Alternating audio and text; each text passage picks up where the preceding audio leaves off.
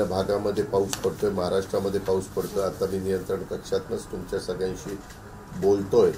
विशेषतः आत्ताची परिस्थिती बघता जरा पुण्यामध्ये परिस्थिती पाणी खूप आल्यामुळं एकता नगर, निबजनगर हा जो पुण्याचा भाग आहे तिथं पाणी खूप वाढलेलं आहे.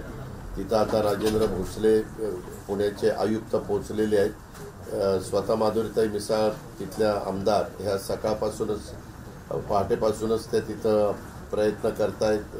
तिथले जे नागरिक त्यांच्या सोसायट्यांमध्ये पाणी गेलेले आहे, काही पहिले मजले पाण्यामध्ये गेलेले आहेत, त्यांना पाण्यातनं बोटीतनं बाहेर काढण्याचा प्रयत्न आपण त्या ठिकाणी करतोय. प्रयत्न नाही, काम चालू केलेलं आहे. NDRFच्या पण आपण बऱ्याचशा टीमला तिथं अलर्ट केलेलं आहे, त्या पण बोटी तिथं पोहोचलेल्या आहेत. आता मला आपल्यामार्फत महाराष्ट्राला सांगायचं आहे की आता मुंबईमध्ये कुर्ला घाटकोपरला 2 आपण NDRFच्या टीम ठेवलेल्या आहेत. ठाण्याला 1 ठेवली, पालघर 1, रायगड 1, रत्नागिरी 2, कोल्हापूर 1, सांगली 1, सातारा 1, सिंधुदुर्ग 1.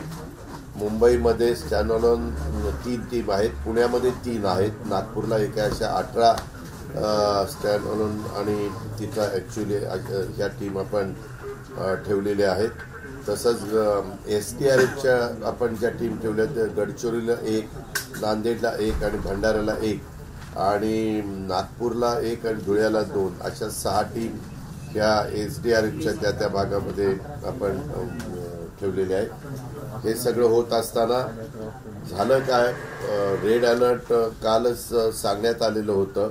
आज आम्ही पुणे पिंपरी चिंचवडच्या शाळांना सुट्ट्या दिलेल्या आहेत. जिथं मोठ्या प्रमाणावर पाऊस आहे त्या भोर, वेल्हा, मुळशी त्या भागातल्या पण शाळांना सुट्ट्या दिलेल्या आहेत. आपल्या इथली धरणं वरसगाव, पानशेत, खडकवासला, टेमघर ही धरणं साधारण कमी भरलेली होती आणि त्याच्यामुळं पाण्याची गरज होती. साधारण निम्मा काळच पुण्याला पाणी पुरेल अशा प्रकारची परिस्थिती होती. परंतु आपल्या इथलं 3.25 TMCचंच धरण खडकवासल्याचं आहे. खडकवासल्याला वरच्या भागामध्ये पाऊस त्या सगळ्या धरणाच्या एरियात 8 इंचाच्या पेक्षा जास्त पाऊस पडला गेला. आपल्या पुण्यामध्ये जवळपास 5 इंचापर्यंत पाऊस पडला गेला.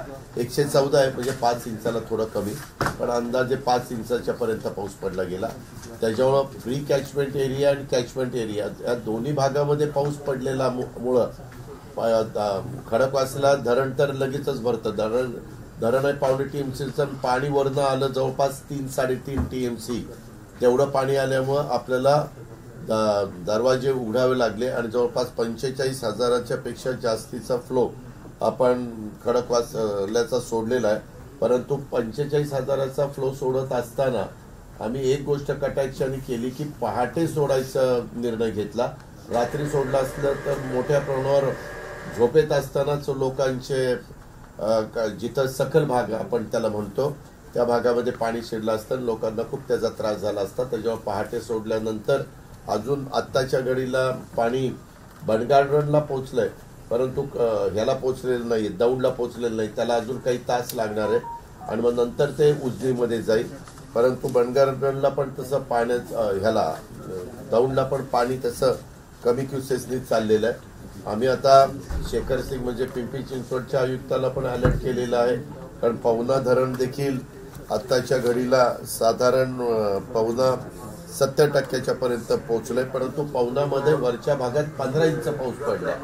त्याच्यावर जर ते पाणी आलं तर पवना धरण भरल्यावर पवनेचं पाणी सुटेल आणि पुण्यामधनं जवळनं पाणी पास होत असताना इकडं मुळशीचं पण ओव्हरफ्लोचं पाणी तिकडे येऊ शकतं. वरसगाव, पानशेत, खडकवासला, टेमघरचं पण पाणी येऊ शकतं आणि आपल्या हे ज्या धरणं आहेत तुमच्या मावळ तालुक्यातली जी टाटाची धरणं आहेत आणि आपली जी धरणं पवना आहे त्याचंही पाणी येतं.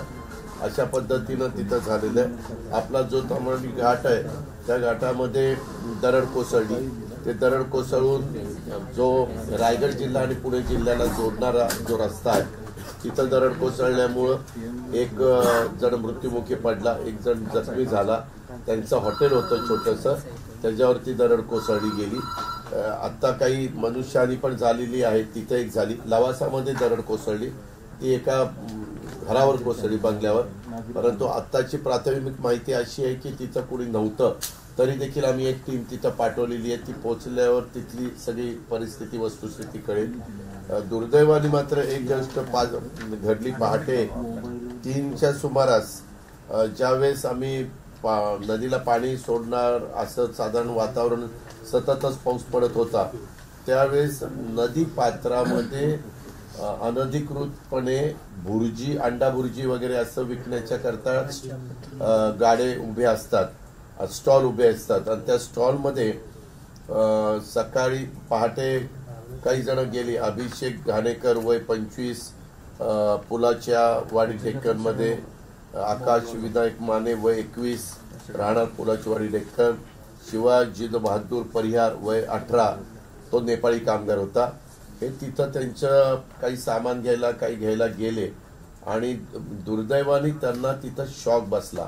मी चीफ इंजिनियर राजेंद्र पवारशी बोललो. तो म्हणाला, दादा पाऊस जास्त सुरू झाला की आम्ही नदीकाठचे बहुतेक लाईट कनेक्शन बंद केलेले होते, परंतु स्ट्रीट लाईटचं लाईट कनेक्शन चालू होतं.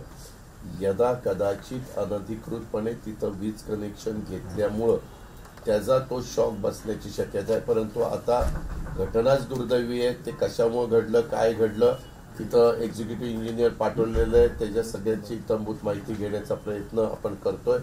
परंतु हे 3 लोक निष्पाप तरुण हे त्याच्यामध्ये मृत्युमुखी पडले. त्यांना सह्याद्री हॉस्पिटलमध्ये आपण शॉक लागल्याने दाखल केलं. तिथल्या डॉक्टरांनी उपचार पण केले, परंतु पहाटे 5 वाजता त्यांना मयत म्हणून त्या ठिकाणी घोषित करण्यात आलं. अशा प्रकारची ती